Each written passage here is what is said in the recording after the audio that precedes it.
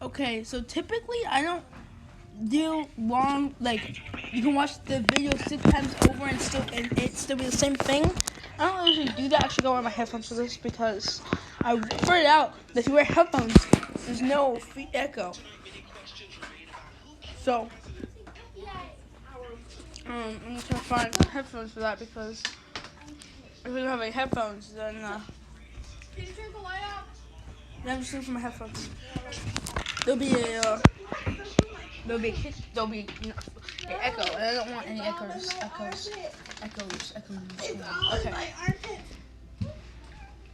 Here you go.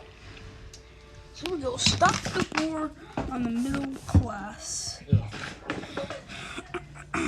we go. It's a war on racism. It's a war on inequality. It's always a war. Why does the left love the language of war so much? War requires top-down control. These emergencies are necessary in order for them to, once again, centralize all power in themselves. Emergency breeds control for the left. And so everything is an emergency. As I've said, the declaration by the left that gun violence is an emergency and therefore the governor can literally just invoke emergency powers, that's dangerous stuff.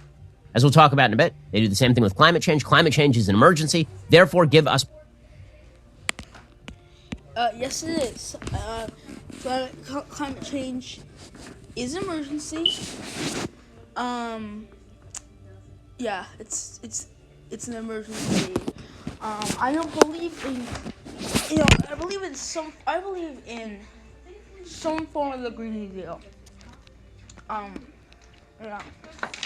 I believe in some form of the Green New Deal, as in, you take solar panels on the moon, then you direct that back to Earth, and then you have the people who are in the United Nations hooked up to it, because we don't want our enemies hooked up to it, but no, because it's not an American thing. We get the globe. No, the United Nations, because they probably won't agree to us. But if they do agree to it, okay, we try to get the globe, but for sure we'll have the globe, but for sure we'll have the at least the United Nations off emissions. We want the globe to be off emissions. We wouldn't need any more. Even China. I think we would have even them some if we did the entire globe. So, just that form of the Green New Deal, I'm absolutely for. And there is a climate crisis. But I'm not one of those people who are like, oh, let's take all the cars, all the regular cars up the street, and make it and make it them Tesla, because the amount of car emissions that would take to make those things is detrimental. So yeah, so that's how far I am on the power. We don't need checks and balances. We don't need considered public policy. We don't need to battle this out. We actually just take control and we solve the problem, because the problem... Protesting is just fine. So, anyway, we were talking about what you can protest. ...is an emergency. Okay, the big public health emergency of our day is, of course,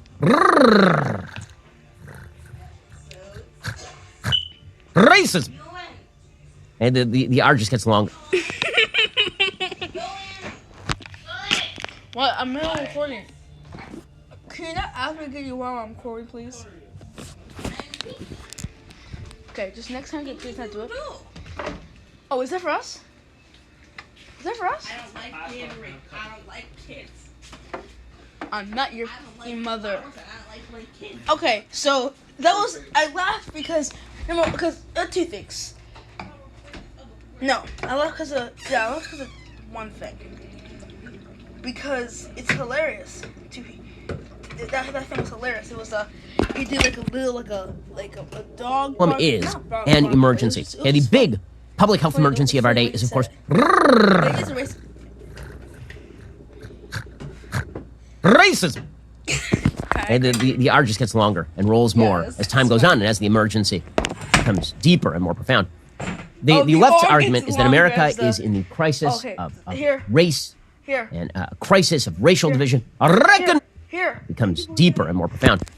The left's argument is that America is in the crisis of race and a crisis of race. Okay, racism is absolutely a real thing, and stop denying it. Okay? It's absolutely racism. Racism is still a thing. George Floyd died. But then that guy who was told to wear a mask and then didn't wear a mask and threw lumber at somebody, he survived. But George Floyd, he didn't survive. He died. But sure, racism Division. A reckoning. A reckoning. Now, normally, when there is a reckoning, what that means is that the people who are guilty pay, right? When there's a reckoning, it means that somebody is guilty and that person pays, that person has had a reckoning. In the United States, the way a reckoning works is that we are all supposed to take blame for a bunch of crap that we didn't do, specifically so that people can game the system and take control of it. That's effective. Prime Minister. I'm not paying attention to politics enough. Yeah, apologizing. I'm not on board with white people apologizing to what they did to us. Or black people in Africa who sold us, not who their ancestors sold us off for. I'm not for that either. What I am for is, for example, if somebody, a lot of people in pro-choice, a lot of people in pro-choice, they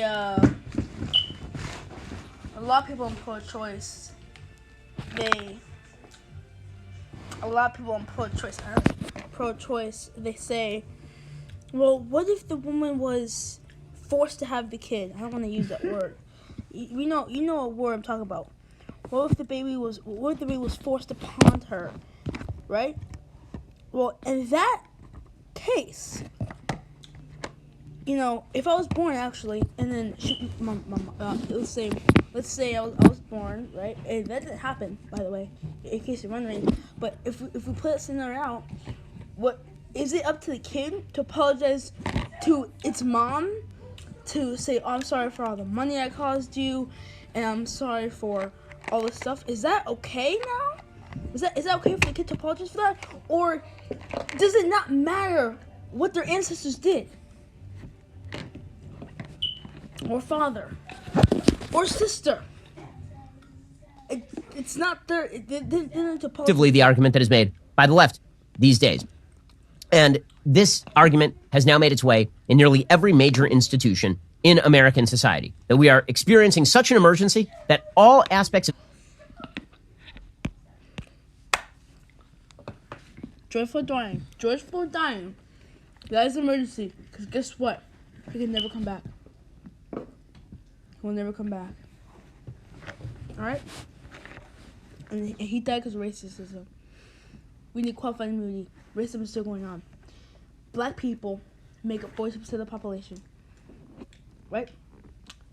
In prison. But they make up 16 or 13% of the population of America. And the AG will choose not to prosecute white people, but then they'll choose to prosecute black people. You see? So now we have a lot of slaves. A lot of slaves in our hands, because the 13th Amendment means that if you're in prison, you can be enslaved. So 58 of the population in prison, the 58 of the slaves. 58% of the slaves are black. And that's the institutional structures of the United States must be activated in order to fight this emergency. It's like World War II, but with race. Right? World War II, we had... No.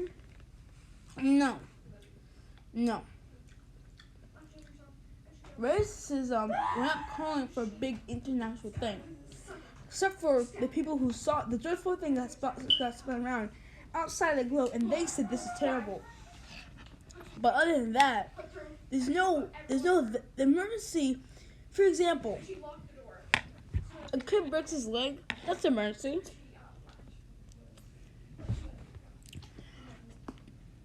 9/11 is also an emergency. Those two things are both emergencies. But one of them is emergency. It is a higher degree. If a kid breaks his leg, or a kid's drowning in a pool, it doesn't matter whether they survive or not. It's still. What? Is that Russell Wilson? No. It's still racist. It's still emergency. So stop painting World War II and in the same light. If my kid breaks his leg, you bet I'll bet my firstborn that I'm getting him right in the car right away. The reason for that is because racism is an emergency, but it's not a big international emergency. Commandeer all of industry, and we had to use all of it to produce the weaponry necessary in order to defeat the Nazis. World War II, we had to regiment the population to act in particular ways and make particular sacrifices. We had to, draft every eligible man over the age of 18 in order to fight in a war. This is a war. The left loves the language of war, you may notice. Right? It's a war on poverty. He did? Yeah, and Republicans love war. So stop talking as if these warring Democrats. It's a war on racism. It's a war on inequality. It's always a war. Why does it's a war on drugs. the left love the language of war so much? The reason they love the language of war is because war Why do you love war so much? requires regimentation. War requires top-down control. Now, Why do they you love war so much? 18 Colombian nationals. Oh, where's Colombia? War requires immediate reaction. tend to apply the term war to things that can never be defeated. Okay, racism can never be defeated. Racism. Oh, really? Really? Can I be free? Well, I got a solution. It's really far out there. How about we do qualified immunity? You know? And I don't care if 75% of the police force left, because the SWAT, I'm talking to somebody is affiliated. Chile, Argentina. If we get 25, if we only keep 25% of police, we're fine. If we keep a quarter, nothing would happen except people get less parking tickets and being killed less. Because if you do that, qualified immunity, you get the good apples. Mitigated. You can change legal structures to prevent racism from benefiting people, for example. Right? You can stop Jim Crow. But racism as a phenomenon in the human heart can never be defeated. The left loves declaring war. Hey Siri, how many people are in Haiti? You're right. And the heart can be defeated. And the heart might attempt to kill you. I'm not saying I want to kill Ben Shapiro. But in the heart, my wanting to kill you is still there. If I hated everybody that wasn't American, which I don't, but if I hated everybody that wasn't American, there's no way for me to get rid of that. The thing is, they don't want you to act on such deeds, such hateful stuff that's in your heart. They don't care about what's going after your heart. They care about what you do after that. That's why you don't arrest me or press any charges on me if I really, really want to shoplift. You pressures me when I do shoplift. And the whole thing about the war on racism and qualified immunity is that way. People can't. They can't. People can't use the racism and actually practice it. You want to talk about endless wars? And people talk about endless wars in Iraq and Afghanistan. Those were not endless wars. But put that aside. The actual endless wars are the wars the left declares. We've still not reached. Oh, I see. Because Trump was saying endless wars out, but that's why I did that. He's trying to say that they don't fight endless wars. That they fight wars.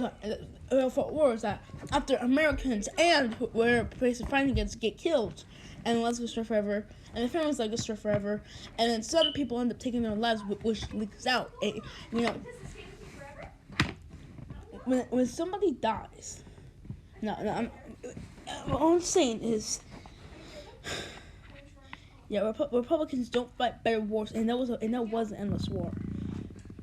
The end of the war on drugs, declared by the left in the 60s. We still have not reached the end of the war on poverty. Declared by the left in the 60s. We still have not reached the end of the war on racism, declared by the left in the 60s. But we did pass the civil rights. Why? Because these are things that will never go away. And that's the point. No, you're right.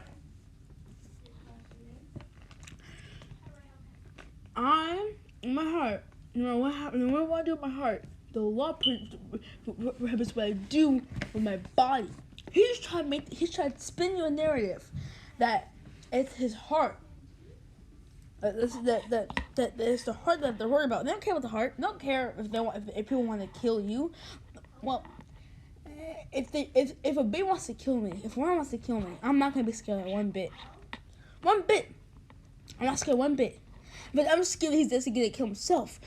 Because if he runs with a knife and he trips and he ends up stabbing himself, that's bad. So if a worm wants to kill me and he has access to a knife, I'd be worried that he would die because he would trip or something.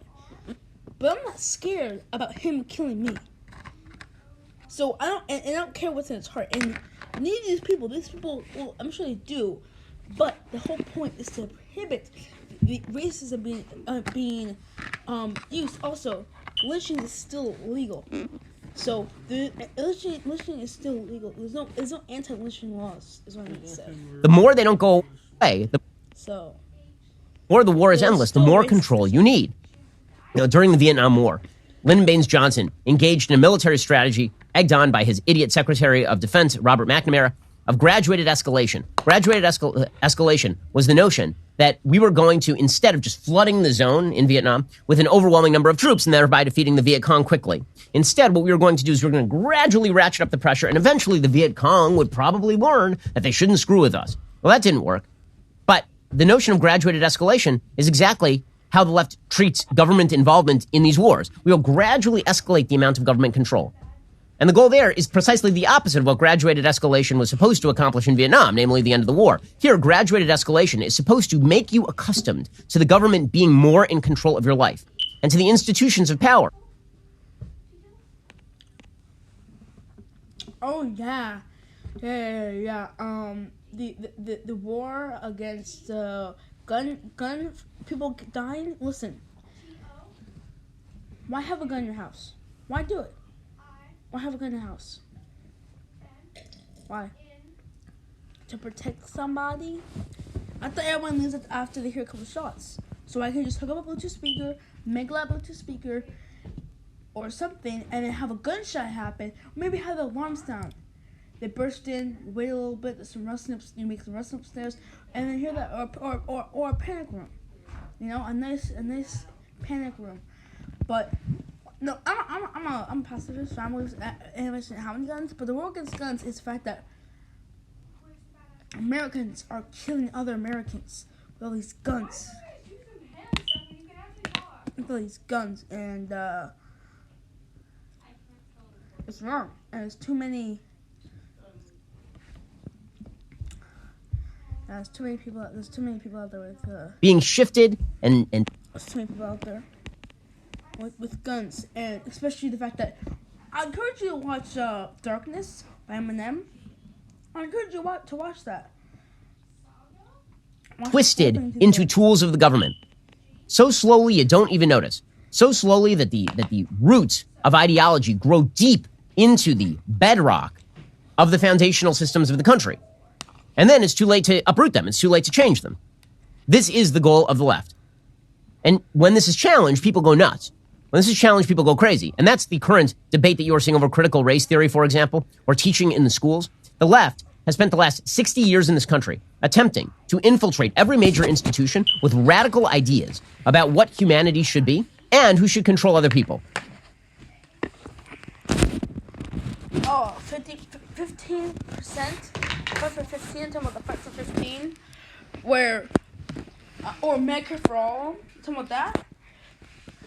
Well, I don't think that's controlling. Well, it is. It's not gonna put off the premiums. Wait, what? What's a premium for Medicare? For police? Oh, for not police. For hospitals. Oh, you get the kind of you get, because you have more money, you get treated better. Okay, listen, YouTube Premium. No, Nintendo games. They if you pay the premium, you can get you can get if you pay the premium, you can get wait less than 13 seconds to get into games, right? Because there's a line. Wait less than 13 seconds, and you can only play for an hour on a free time, but in your time you can play for as long as you want. So you get improved service and shorter lines. Guys, with Medicare, we should be doing the best, putting out the best, and trying to get the most people help the quickest. We should be doing that the best. Also, here's another thing you don't know. A lot of the people in the middle class died from COVID when it could have been avoided. You wanna know why? Because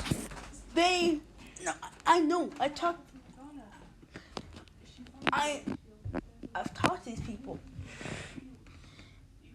Well, I haven't talked to them, but somebody I know a lot. Somebody I know. I talked to a lot. Talked to them, and the reason why they go is because they don't have enough money to, so they want to. Oh yeah, or they don't want to skip too many days of work because they're living paycheck to paycheck, and that gives you no. And now, when it's challenged, they're very angry that you've noticed. They're very angry that you've seen it, and so they are fighting back in major ways, or declaring that this stuff is just not a big deal. Why are you even noticing? Why is it even a big deal? And it is nearly every major institution in American society. Now, I will once again here pitch my upcoming book, The Authoritarian Moment. It is about this. It is about how every major institution in American society has been weaponized and militarized by the ardent left over the course of the last 6 decades, and how these institutions need to be renormalized. All it would have taken is that apathetic middle standing up on its hind legs and saying no. It's happening late, but it's starting to happen. But it needs to happen because the reality is the left continues to declare these emergencies. These emergencies are necessary in order for them to once again centralize all power in themselves. The battle for the culture is heating up. We here at the Daily Wire are making some big moves, so be sure. Battle? But you just got done for saying war. Never seen battle? No, what does John Kreese say? You can lose the battle, but you can win the war. Similar language. Very interesting. Now I'm gonna try to find myself a video to react to. But yeah, this is I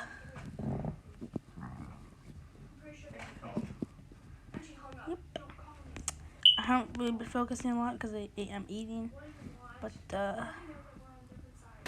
Hey y'all, what's up? We're about to check out the Everyman Jack Pride Pack. Yep. We're some of the first people to receive it this year, and it sold out entirely last year, so get yours while you can. 25% of sales go to the Rainbow Railroad, which helps LGBTQI plus people around the world escape state-sponsored violence.